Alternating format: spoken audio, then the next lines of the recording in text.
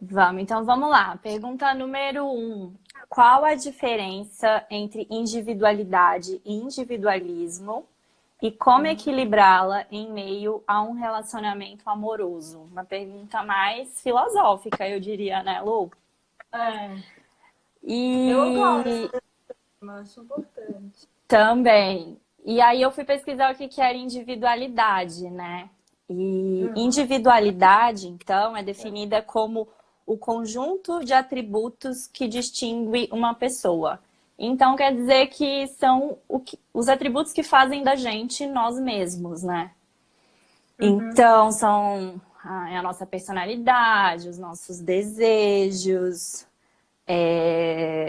nossas limitações também, né? Nossas prioridades, tudo aquilo que faz a gente da gente único e não outra pessoa, é o que a gente chama de individualidade. Então, é uma característica. E num relacionamento é muito saudável, né? A gente conseguir manter a nossa individualidade. Penso que essa pergunta veio também por conta, né, dessa nossa tendência cultural romântica de que num relacionamento é uma fusão de duas pessoas, né? Então, a individualidade acaba sendo meio que, né, esse mito barra tabu das relações românticas. Já, ó, Sim. chegou nossa outra fã número um. Manu! Entrou nossa fã número um. Eu falei que acabei de falar, Manu, que vai ser nossa fã número um. Mas sem pódios, né? Porque Sem aí eu pódios, falo, sem pódios. tem que ter Já o espaço na indivíduo sala para todo mundo. Sim, já o individualismo já é uma característica de personalidade que tem como definição na base atitudes que demonstram um individualismo, atitudes, né, que a gente pode dizer egoístas, dando exemplo, por exemplo, a incapacidade de aprender o outro, de se colocar no outro, de priorizar a necessidade do outro em detrimento da nossa, porque às vezes isso é necessário, né, num relacionamento, ceder e etc. Lu, quer complementar? Quero, tem muitas coisas para falar sobre isso. Vamos Eu acho que nessa. essa pergunta, lá vem eu, né? Falar. Mas eu acho que essa pergunta é muito importante. A Thay foi falando, e aí eu pensei um pouco. Quem já leu o livro do Bauman do Amor Líquido, ele fala muito sobre isso. O quanto um casal que tem uma solitude, que a pessoa tem uma solitude, ela consegue estabelecer relacionamentos afetivos mais firmes, né? Porque quando eu tenho uma individualidade preservada, fica mais fácil de eu me doar para o outro. E é isso que você me falou dos casais que se fundem, me dá uma aflição. Eu tenho Aham. uma aflição quando eu vejo casais que, com relacionamento, ficam parecidos, tipo irmãos, Sim, sim, fisicamente. Não tem sim. isso. Eu acho que é um pouco natural você pegar uma coisa do outro. Mas eu acho esquisito, sabe? Quando o casal tá há muito tempo, eles são parecidos, assim, o jeito de vestir e tudo, porque eu acho que perde um pouco da individualidade, né? E casais que dão certo são aqueles casais que isso é preservado, né? Então, tem a relação para psicologia, gente. Relacionamento é 1 mais 1 é igual a 3. Um é uma pessoa, a outra é o outro par, e 3 é a É relação. o casal. Então, é o casal, né? Que tem 50-50 de cada um. Só Uhum. que essa individualização, essa individualidade, ela tem que ser preservada. Uma vez eu vi uma reportagem, tem muito tempo isso, vi uma reportagem de uma senhora casada, assim, há 40, 50 anos, e aí sempre vem aquela pergunta, né? Como é que faz para dar certo? E ela Aham. falou uma coisa que me marcou muito, eu acho que é bem por aí. Ela falou assim, olha, a gente sempre teve as individualidades preservadas. Então, eu sempre fui uma e meu pai sempre foi outro. E a Sim. gente vai mudando durante a vida, e cada vez que ele mudava, e ele tinha um espaço para ele mudar por ele, eu ia me apaixonando por essa nova pessoa que ele ia se transformando. E eu ia mudando e ele também ia se apaixonando por essa nova pessoa. Não é lindo isso? É maravilhoso, É né? lindo. E ela É falando lindo. exatamente isso. Se a gente tivesse essa coisa de não ter os nossos espaços, isso não ia acontecer. Sim. entende? Eu Então, acho que a tem uma individualidade questão... tem que desculpa. Não, pode falar. Eu só ia falar que a individualidade tem que ser preservada. A gente tem que dar espaço para o nosso par e muitas vezes a gente tem que exigir o espaço, que é uma coisa difícil de fazer, porque parece que você está Sim, excluindo o outro, né? Mas não, acho que não é uma exclusão. É assim, é, é, é o seu espaço mesmo que tem que ser preservado. Isso em qualquer relação, né?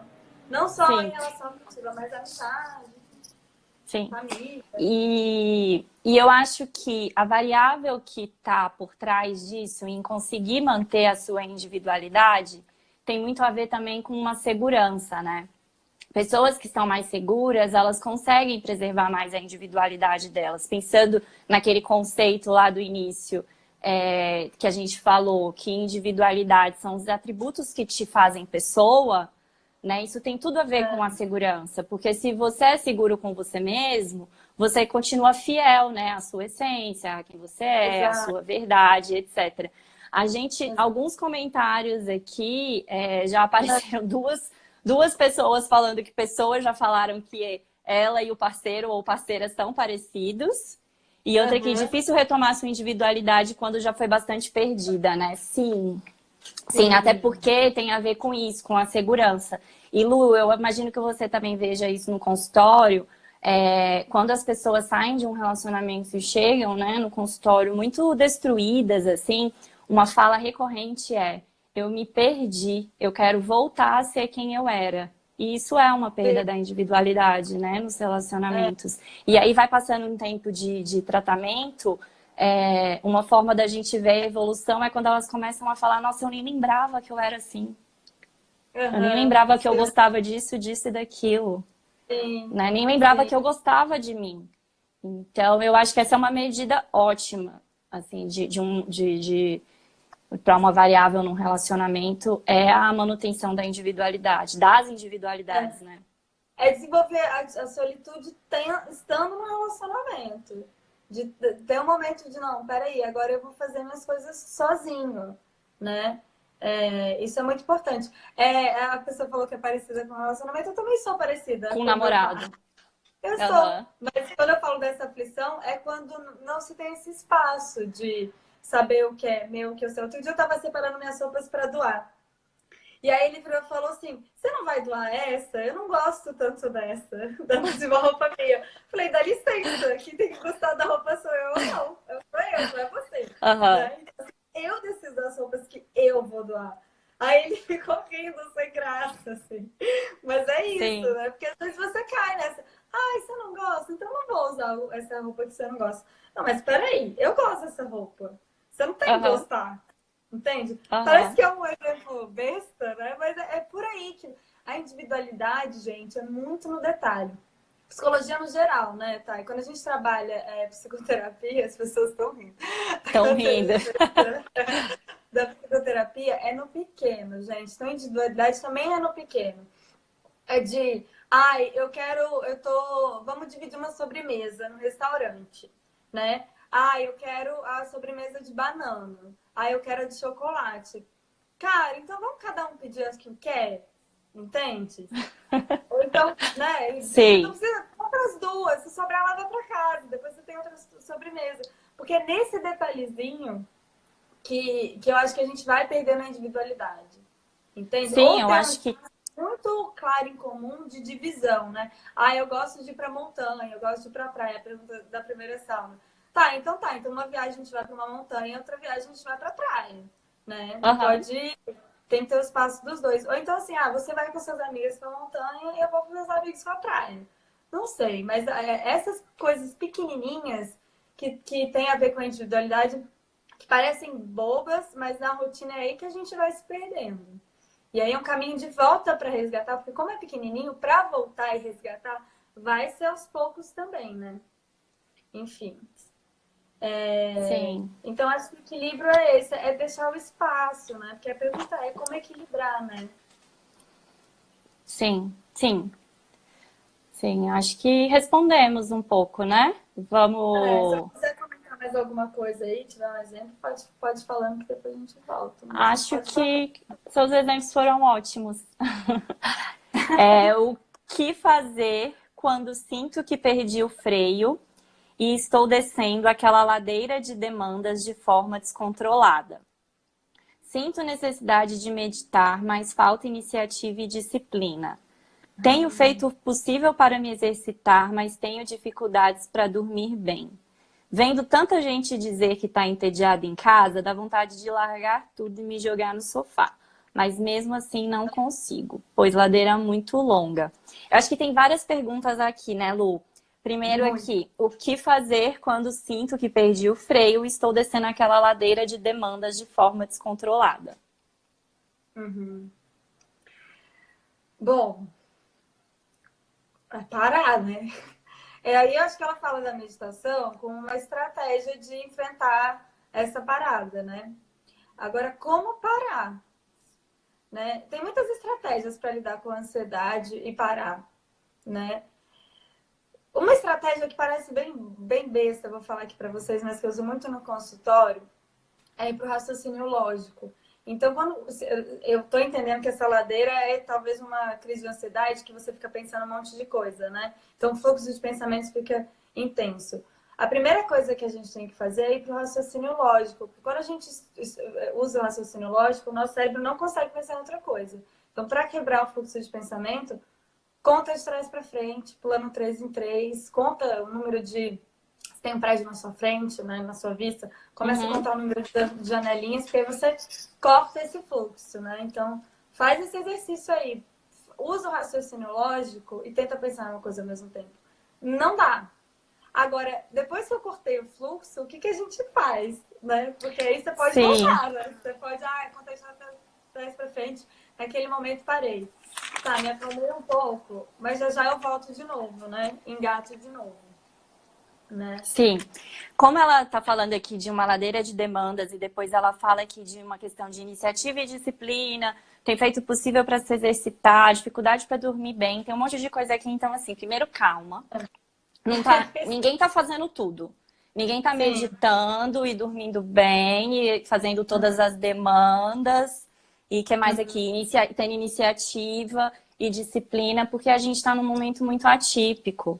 Né? Então, assim, é o que a gente falou, a gente fez ontem um vídeo, né, Lu, sobre produtividade nesse período de quarentena, e a gente está sendo muito pressionado, né, por estar dando conta de tudo, sendo que a gente tem dificuldade de dar conta de tudo em condições normais, quem dirá numa condição atípica, né, em que, na verdade, a gente não está bem. Então, é muito complicada toda essa cobrança. Então, primeiro, assim, relaxa, você não vai dar conta de fazer tudo. Escolhe alguma coisa que esteja mais fácil para você dar conta, né? E aí, pensa na mais difícil, quais são as emoções que você está tentando evitar quando você está tentando fazer essa demanda. Né? Essa demanda está te remetendo a o quê? O que está difícil nela? Tenta refletir um pouco mais sobre a natureza desses sentimentos que estão vindo quando você está ou procrastinando, ou mesmo evitando mesmo de fazer essas demandas, para depois você tentar engajar nela. Porque se tivesse fácil, você já teria ido lá e feito. Essa é a verdade. Porque a culpa que essa ladeira que você comenta gera é muito grande, né? E ela só é cada vez mais improdutiva, se a gente for falar, né, nessa questão da produtividade. Isso. Alguém comentou aqui, saber dizer não para algumas demandas ajuda muito. É a minha mãe que comentou. Oi, mãe! Saber dizer não para alguma demanda também é essencial para pisar no freio. Sim, sim. E às vezes a gente precisa dizer não. Oi? A Maria falou, que saco esse povo produtivo da quarentena. Não é? Não é? E eu acho que dizer não pra gente mesma também é um exercício, né? Exato. Porque a gente fica se colocando um monte de cobrança e etc. Então, às vezes, a gente tem que dizer não pra gente mesma. Não, não vou fazer, não vou dar conta. Não vou me colocar mais uma obrigação que só vai me gerar mais uma ansiedade. E vou me permitir não dar conta mesmo. E é isso. E ela falou assim, dá vontade de largar tudo e jogar no sofá. Mas mesmo assim eu não consigo, pois a ladeira é muito longa. Pois então eu vou te propor o exercício de você tentar se largar no sofá. Não, né, não precisa ficar lá o dia inteiro, mas é importante, e isso é uma coisa muito importante que eu trabalho com os pacientes na terapia, quando estabelecem rotinas, querem colocar rotinas de não ter o momento do ócio. Quando você estabelece uma rotina para você, tem que ter um momento de pensar na morte da bezerra, colocar o pé para cima, não pensar em nada. Então tem que ter aqueles 20 minutinhos, aquela meia hora depois do almoço, sei lá quando é melhor para você, de você não fazer nada. Então, se largar no sofá é importante, tá? Uhum. Então, coloca lá, eu vou ficar aqui meia hora largada no sofá, depois eu respiro e volto e vejo qual demanda de fato eu quero seguir. Então, acho que é por aí, para aquilo não virar uma ladeira, né? Porque a pessoa não fica num lugar nem no outro. Eu tenho uma paciente que, às vezes, gente, a gente tem que ligar o botãozinho do foda-se para nossa rotina. E aí eu tenho uma paciente muito, assim, disciplinada, não sei o quê. E aí ela não tem uma hora que ela entra em colapso, ela liga o foda-se. E ela não vai pro trabalho e larga tudo. Só que ela não usufrui disso, porque ela fica o tempo todo... Fica ruminando aquilo ali. Então, o que eu trabalho com ela é que, assim, tudo bem você ligar o foda-se, mas pelo menos liga o foda-se direito. Curte, então. Não vou no trabalho. Não vou no trabalho. Hoje eu não tô conseguindo trabalho. Então, não vai no trabalho? Tá, então eu vou ficar em casa, eu vou ler o livro, eu vou descansar, eu vou brincar com a minha cachorra. E vai ser produtivo, né? Produtivo, pensando até em produtividade do foda-se. Mas é isso, vai ser bom pra mim. Isso, não... ai, não aguento mais. Aí fica essa briga de... preciso descansar, quero estar no sofá, mas aí quando eu tô no sofá, fico pensando que eu deveria estar fazendo uma coisa... É angustiante, assim. Então, decidiu estar no sofá, fica no sofá. Entende? Decidiu ligar o foda-se naquele dia, hoje eu não vou trabalhar, não vou ver nada. Que faça isso bem feito. Entende? Uhum. É isso. Ótimo. Ótimo. Tem só uma questão para complementar, que quando eu estava estudando para o nosso texto, para nossa live de produtividade, eu encontrei uma informação sobre que quando em situação de estresse, o nosso cérebro tende a priorizar demandas que são mais urgentes, por conta daquele mecanismo de recompensa imediata. Então, a gente está cheio de demanda. Algumas estão aqui, algumas estão um pouco mais lá no futuro. Se está difícil organizar aquelas demandas todas, aproveita essa ajuda dos nossos neurotransmissores e tenta por aquelas que são mais urgentes. Vai ficar um pouco mais fácil. Sim, boa. Bom, acho que é Vamos... isso. E aí, vê o nosso vídeo, vai entrar sobre produtividade na quarentena, que a gente falou muito sobre isso. Acho que vai ajudar também. Sim. Né? Sim. Vamos para a próxima? Vamos para a próxima. Oi, manas. Não dava para escrever na caixa de perguntas, então tô mandando por aqui. Sou borderline, diagnosticada há 10 anos, faço psicoterapia e tomo medicamentos. Além de ter feito acupuntura e yoga muitos anos, essa é uma pergunta sobre a pandemia. Eu tenho toque. Todas as vezes que saio para ir ao mercado e farmácia, e são poucas vezes, volto para casa muito agoniada e tensa, achando que tudo está infectado. Tento fazer todas as recomendações que a OMS recomenda e mesmo assim demora para sair de uma paranoia intensa. Um dos dias eu chorei tanto e por uns 40 minutos, aquele choro que não dá para respirar, sabe? Hoje tive que sair novamente e foi mais leve. Não chorei, mas mesmo assim só relaxei depois de uns 10 minutos de ter tomado banho. Mesmo lavando todas as coisas de fora da rua e tudo mais, a paranoia não sai de mim. Ah, eu tenho asma e imunidade baixa. Tenho 26 anos e o medo reina muitas vezes. Gostaria de saber se vocês poderiam comentar sobre isso. Difícil, né? São várias ansiedades juntas. A do momento, mais a do diagnóstico, mais a do grupo de risco. Então, são várias camadas aqui, né? Imagino que você já deva estar fazendo isso, mas estar em psicoterapia é extremamente importante para quem tem um diagnóstico. Você é diagnosticada há 10 anos, imagino que... ela comenta aqui, perdão, gente. Faço psicoterapia e tomo medicamento, né? Ela faz. Sim. para esse momento, eu imagino que técnicas de regulação emocional podem ajudar muito. Conversa sobre isso com a sua psicoterapeuta para você aprender algumas se é que você já não sabe, né? Então, eu imagino que aprender algumas técnicas de regulação para esse momento podem te ajudar muito, como distração, técnicas de respiração, mindfulness, né? Dá uma pesquisada sobre isso. A gente não vai conseguir entrar, né? Porque são técnicas específicas, mas com certeza a sua psicoterapeuta pode te ajudar nesse sentido. Sim. O que tem para dizer aqui dessa pergunta é como que às vezes o próprio diagnóstico ele traz parece que ele traz uma limitação, deveria ser o contrário. Eu posso estar falando uma besteirona aqui, tá, gente? Mas eu acho importante porque ela começou falando dos diagnósticos que ela tem. E é muito importante a gente não falar. O diagnóstico é importante. Eu sou neuropsicóloga. Para pensar. Neuropsicólogo tá nessa busca de ver, mas mesmo na neuropsicologia, a gente não está atrás de diagnóstico, a gente está atrás dos sintomas. Então, dentro do diagnóstico que ela traz, quais sintomas que ela tem, né? Então, dentro do ser borderline, ter TOC, o que aparece? Né? Porque são tantas variáveis dentro do diagnóstico que às vezes a gente fica se colocando na caixinha do diagnóstico e fica se limitando um pouco. Né? Então, dentro do seu diagnóstico, ver o que de fato, quais são os sintomas desse diagnóstico que você tem e quais são as potencialidades que você tem para enfrentar isso. Porque não é porque a gente tem um diagnóstico que isso limita, né, o indivíduo. Né? Então, por exemplo, se eu tenho déficit de atenção, quem tem déficit de atenção costuma ter uma memória muito boa para compensar a questão da atenção. Então, é uma potencialidade que você pode usar. Né? Dentro dos aspectos do borderline e do TOC, porque, por exemplo, o TOC não pessoas que têm TOC normalmente são muito inteligentes, porque o pensamento disfuncional ele é estruturado de tal maneira que é difícil de desafiar o pensamento. A gente fala muito de PCC de desafiar o pensamento, porque é muito difícil desafiar um pensamento de uma pessoa que tem TOC. Então, dá um exemplo. Eu tenho uma paciente que ela tem TOC religioso, então ela reza muito, isso é um problema, porque toda imagem que ela vê, ela tem que parar e rezar, porque se não rezar, vai acontecer alguma coisa com a família, que é uma estrutura do TOC, né? Isso quando ela começou a terapia, isso já melhorou muito.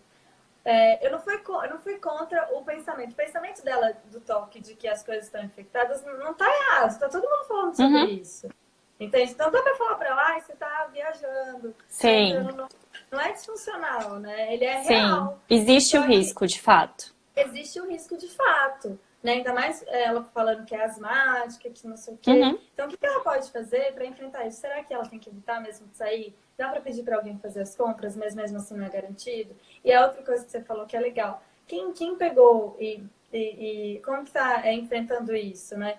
Então, voltando para o exemplo da minha paciente que tinha toque religioso, o trabalho com ela não foi de afastar ela da oração, por exemplo, de rezar várias vezes, mas sim de trabalhar uma espiritualidade um pouco mais legítima, não pelo toque, não para se livrar da ansiedade, mas para desenvolver uma espiritualidade. Então, em vez de contra isso, a favor no sentido de vamos de fato. Aí ela começou, ela não tinha nenhuma religião instituída, e ela procurou uma religião que ela mais se identificava e começou a trabalhar a espiritualidade, e a frequência de rezar diminuiu, porque realmente a religião virou uma coisa mais saudável, entende?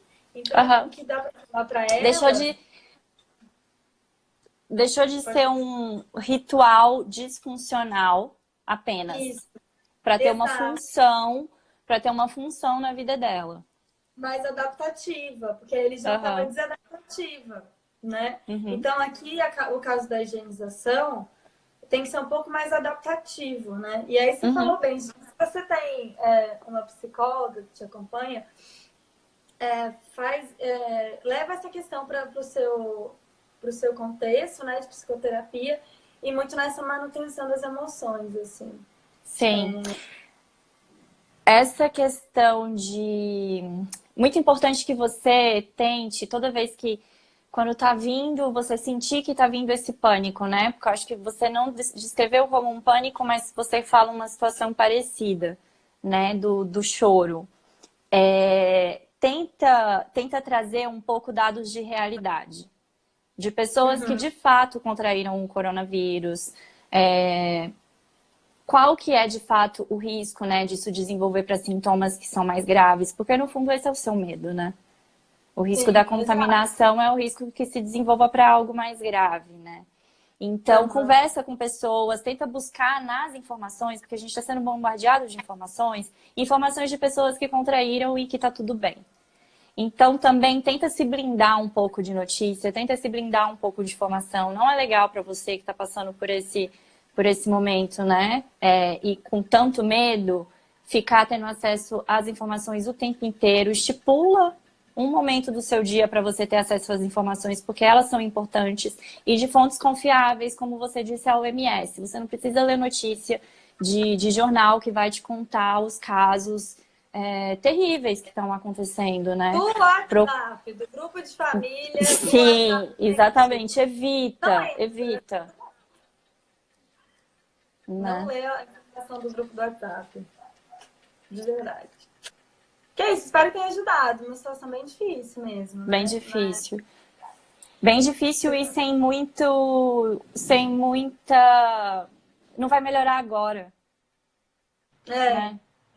Não vai melhorar agora. Então, muito num lugar de acolher, que, nossa, é muito difícil mesmo. Sim. Mas é realmente um momento de tentar regular essas suas emoções com técnicas que sejam mais efetivas nesse sentido agora, para você ficar bem, porque não vai acabar nesse momento. Sim. É isso. Vamos para a próxima? Vamos. Como tá seu tempo, Lu?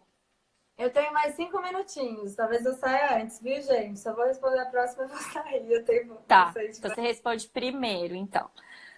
Dicas de como se divulgar como psicóloga. Olha, vou falar um pouco da minha história, que eu acho que pode ajudar. Primeiro que a gente não pode divulgar psicoterapia. Então, a gente não pode fazer propaganda. Então, a Thay até colocou aqui. Primeiro, a gente tem que ler as normas do CRP, né? Segundo... Que é o Conselho Regional ou Federal de Psicologia. O CFP, isso. Então, a gente tem que ler as normas, né? Outro dia até a Thay mandou, do nosso grupo do Clube Sentimental, um print, psicanálise R$30. Gente, pelo amor de Deus. Isso provavelmente não é psicólogo, é só psicanalista, porque nenhum psicólogo pode fazer isso. Faço psicoterapia, a tal. Isso é ilegal, Vem cá. tá? Vem cá. Deixa eu falar, Leitinho. Começou o panelaço aqui, eu vou pegar o cachorro pra ele Tá. parar de latir. Não, tudo bem. Eu vou responder enquanto eu resolve isso. Então, a propaganda não tem como a gente fazer, né? E que bom que não tem, porque existe um piso de valor estipulado pelo CRP, que é de R$160, e a partir disso, com as nossas capacitações, a gente vai e coloca o valor e não dá para fazer promoção, pacote de... Não dá, né? Dá pra gente fazer projeto social que a gente fez agora, mas não é uma propaganda, né? A gente pode falar de... Então, no começo da profissão, acho que qualquer profissional da saúde é difícil, né? Mas depois que vai fazendo aos pouquinhos. O que ajuda muito, gente, é a gente usar a nossa rede de apoio mesmo. Então, se você receber um paciente que tem... E funciona muito isso, tá? Pra mim, funcionou. Se você atende paciente que vai ao psiquiatra, entre em contato com esse psiquiatra. Conhece os psiquiatras que estão atendendo os seus pacientes. Faz uma relação positiva. Esse psiquiatra vai confiar em você, você vai confiar nele, você indica para ele indica para você. Então, essa é outra maneira, assim, do volume de pacientes aumentar no consultório. E o melhor propaganda, vou colocar entre aspas, é o seu trabalho mesmo. Então, amigo de paciente que indica outras pessoas.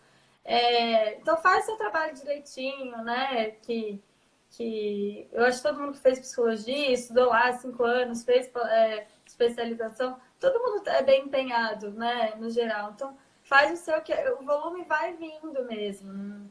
Não tem uma fórmula. Mas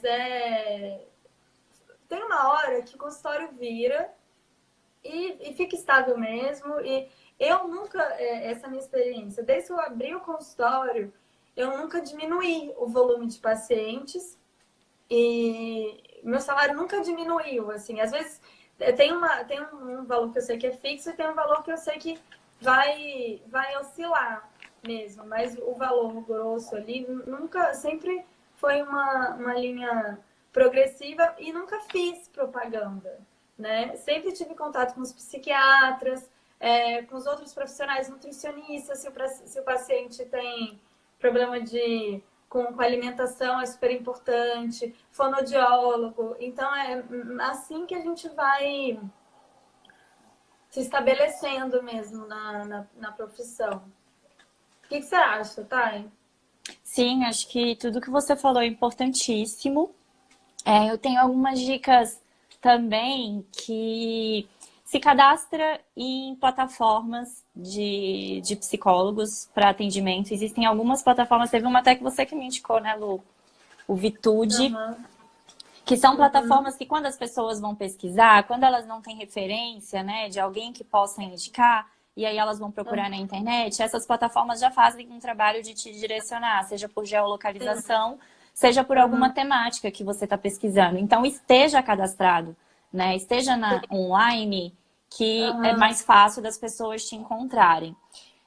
Tem Se uma você... consulta também, que não tem na Sim, plataforma, mas você fica ali, né? sim, Acho que isso também. sim. E assim, Se enfia eu nos tenho... lugares. Oi? Que se enfia nos lugares. Onde dá pra você tá? Se esteja, Sim, entendeu? sim, Aqui. sim. Tá tendo um boom de perfil de psicólogos na internet, né? E, e aí, assim, uma crítica que eu faço é que a maior parte eu diria assim, 98% desses perfis, eles não têm conteúdo próprio. São copia e cola de frases, livros de autoajuda, ou de teóricos da psicologia e etc. Eu acho que a criação de conteúdo próprio é muito importante se você quer mostrar o seu trabalho, né? Então, quando você cria um conteúdo, você mostra um pouco do seu raciocínio clínico. Você mostra um tanto também da sua personalidade, do seu jeito Sim. de falar e acolher. E isso é muito importante no vínculo terapêutico, né, Lu? Eu acho que mais do que linha no vínculo terapêutico, gente, é o match entre profissional e paciente. E Tem que dar um quando match. você está se mostrando, você já está caminhando na frente desse match. Quem gostar de você vai te procurar. Então, ser genuína, ser verdadeira, criar conteúdo próprio, eu acho que é muito importante se o seu caminho for esse de se mostrar nas redes sociais. E aí acho que vale uma coisa legal de se falar. Tem pessoas que... A gente é claro que se veste como psicóloga, talvez, mas afastar disso, né? Não Aham. precisa se vestir de uma forma... Claro que a gente se veste um pouco formal, porque a gente está trabalhando, tudo, mas não deixa você de lado, justamente por isso, né? Ah, não, agora eu vesti a persona da psicóloga. Qual é a persona da psicóloga, né? Então aí Sim, só faça o vínculo, né? Essa coisa do match que você está falando. E aí, não sei se ela sim. está no começo da profissão, né? Você está falando, eu entendo, acho que a gente já tem mais tempo de profissão, talvez a gente já tenha essa segurança da nossa clínica, como é que a gente faz. No começo a gente não tem, né? Porque a gente está Sim. muito cru ainda. Então, outra coisa que eu falo, que foi que eu fiz muito, é que eu falei assim, enfim, em todos os lugares, qualquer oportunidade de estágio que você tiver, de vivência de psicologia, oi, Valentino, qualquer É, oportunidade faz. Experiência para um psicólogo é fundamental. Então, se você for trabalhar de graça, já trabalhei muito de graça em estágio, mas cresci muito. muito pesquisa, qualquer E as pessoas, contato você com vai conhecendo profissionais. pessoas, né? Você vai conhecendo pessoas nesse sentido. A minha sócia de consultório, a Tati, eu conheci no estágio voluntário no Hospital São Paulo. Então, você vai conhecendo, então se joga mesmo, vai experimentando e descobrindo a sua psicologia, enfim. Então, acho que é isso. Quanto mais seguro você tiver, e você só vai estar seguro fazendo supervisão e fazendo estágio, não diz não. Se tiver qualquer entrevista de emprego, vai lá na entrevista. Às vezes você não vai seguir, mas a pessoa te conhece, você conhece outras pessoas. Vai abrindo os leques, tá? Então é isso que se joga mesmo, vai fazendo. Não se preocupa no começo com valor, né? Eu sei que é uma coisa importante, mas ele vai vir, confia em mim. Ele vai. Ele vem. Sim. Ele vem. Mas não faça pelo valor, faça pela psicologia, pelo aprendizado, que o retorno financeiro ele vai vir, tá bom? Bom, gente, preciso ir agora. Vai, Tá bom? Lu, só vai ter mais uma aqui. Beijo. Então tá, um beijo. Tchau, gente. Até a próxima sauna. Tchau, Bom Thay. atendimento. Obrigada. Tchau, tchau. Bom, e a pergunta 5, que não é bem uma pergunta, acho que uma reflexão, talvez, que a pessoa escreveu, é assim. Às vezes as coisas demoram, mas acontecem. O importante é esperar e não perder a fé. E aí, eu vou pedir licença para discordar um pouco, né? Ó, vou ler de novo. Às vezes as coisas demoram, mas acontecem. O importante é esperar e não perder a fé. Eu acho que o importante, na verdade, é fazer. O importante é a ação.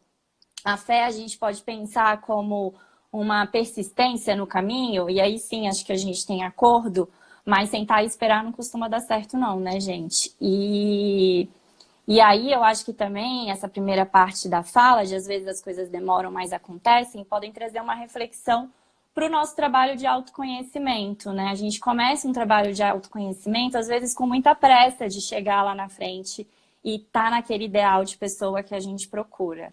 E precisa muita compaixão com a gente mesmo, com o nosso caminho. Eu tenho uma paciente que ela evolui muito. Todas as metas, todas as demandas que ela chegou no consultório, ela já alcançou. Mas ela ainda não chegou naquela versão ideal que ela tinha idealizado, né? Então, ela acha que está demorando muito para chegar nesse caminho. Então, eu acho que isso traz também para a gente uma reflexão de que o que mais importa, na verdade, é o processo, é o caminho, do que lá na frente onde a gente vai chegar. Tá bom? E paciência, tô lendo aqui. Sim, paciência. Paciência com a gente mesma, principalmente, né? Bom, gente, espero que vocês tenham gostado da sauna. Eu adorei fazer, tá sendo ótima essa experiência. Hoje foi a terceira. E a gente sempre publica depois uma versão pocket. A gente publica depois uma versão de 10 minutos com os melhores momentos, até para as pessoas que mandaram as perguntas poderem acessar depois, caso elas não tenham conseguido ver a live, tá bom? Beijinhos e até a próxima!